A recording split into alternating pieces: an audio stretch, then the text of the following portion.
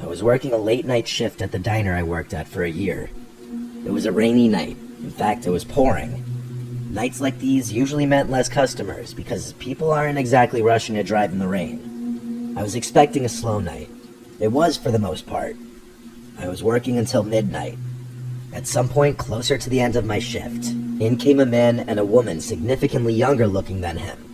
He looked about 40. She looked like she were in her 20s.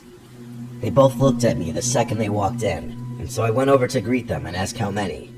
They said just 2, so I brought them to a table. They took a while to order, and I noticed they were talking really quietly to each other. After they did order, the man started striking up a conversation with me.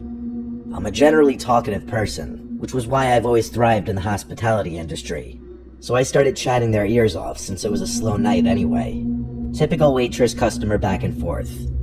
The girl oddly didn't say much. The man did most of the talking, so I started directing my questions more to him. I can't remember every last thing we said to each other, obviously, but one thing that stuck in my head was when the man asked me, "Do you live alone?" I did live alone, and still do live alone. I answered his question honestly, saying I live about 10 minutes north up the road, and that it's really quiet and boring around here.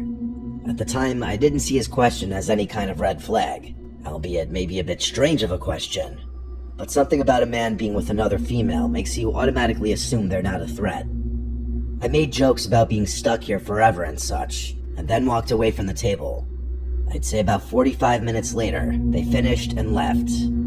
Fast forward probably an hour later, and we were closing up the place. I said goodbye to my coworkers, and rushed to my car to avoid getting more soaked than I needed to from the rain. It was still pouring outside. I drove home slow because of the conditions. The second I got home, I ran straight to the front door and let myself in. I didn't even notice that neither of the other tenants' cars were parked outside. My living situation was the middle floor of a home with 3 apartments in it. There's a side entrance with a stairway that has an entrance to all 3 floors. My being on the first floor meant that I could enter through the front door.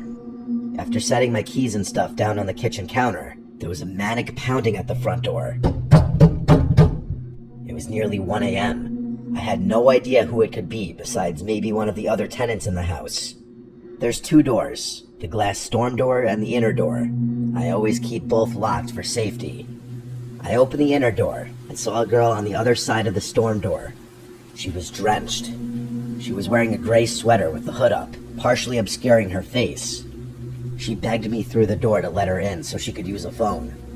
Before doing that, I first had to feel her out, of course. I asked her if she's lost.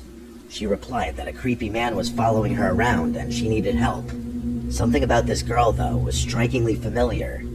I asked her who the man was and where he was. She turned around and then said, "I don't know." She kept begging me to open the door. She even tried opening it herself. I then realized why she looked familiar. She looked like the girl from the diner that was with that man. So I asked her straight up, "Weren't you at my diner before?" She didn't acknowledge my question. Maybe she didn't hear me, but she turned around once again and started freaking out, pounding on the door, saying, "There he is." I looked beyond her to the street, and I saw a large man slowly walking towards the house. As the man slowly got closer, the girl kept looking at me with a look that would imply she's more confused than anything as to why I'm not opening the door. The man got close enough for me to realize I was right. It was that man from the diner, and this was the girl sitting with him at the diner. I think she saw it in my eyes the moment I realized, and she turned to the man and screamed, "Go!" The man started charging at the door, and I slammed the inner door shut and locked it. I didn't hear any kinds of knocks or bangs. I wasn't about to open the door again to check if they were still there, though. I went to the stairway to go upstairs and knock on the upstairs tenant's door. The stairway is separated from the 3 apartments by a door on each level. After knocking a bunch of times, nobody answered. I tried the same thing at the downstairs door. No answer either. This was when I looked out the windows and realized none of their cars were here tonight. I was alone in the house. I went back up to my apartment and then locked the stairway door.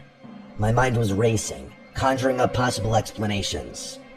The most obvious explanation was that it was a trap to get me to open the door so that they could rob me, or worse. It suddenly made sense why that man asked me if I lived alone. I had to just sit on the couch for a few minutes and think. All I could hear was the sound of the pouring rain outside, I thought about calling the police, but chose not to in that moment. After a few minutes, I went to the bathroom to brush my teeth and get ready for bed when I heard a knocking sound. I left the bathroom to listen, and I was right. It was a knocking sound. It was coming from the stairway door. I walked over to it, thinking it was one of the tenants. I said, "Who is it?" There was no verbal response, but whoever it was knocked again. I said both of the other tenants' names. No response. The only thing I could say is, "If you don't identify yourself, I'm calling the police." I practically screamed it. They heard me for sure. They knocked once again. So I yelled, "What do you want?" And a voice from the other side said, "Your blood on me." I ran to my room and locked myself inside and called the police. I hid in my closet while I was on the phone, and I stayed in there. The sounds of the rain, wind, and thunder outside constantly startled me. I worried about any little sound coming from inside the house. It was the longest 10 minutes of my life before I was told to let the police inside the house at the front door. They wrote a report of everything. They checked the front and backyard. Then they suggested I find another place to sleep for a few nights. I took that advice and packed a bag real quick while they were there, and then left to drive to my parents' house for the night. I returned the next day to the house. There was a knock at the stairway door, and this time, it was actually my neighbor from upstairs. I opened the door, and he pointed at the door and asked, "What's this about?" I was horrified to see a message on the door saying, "Thanks for the service, Beth." It was written in marker. I couldn't stay there for a while. I had to stay with my parents for a few weeks until this blew over. I got a new apartment pretty close by the following month. Better safe than sorry.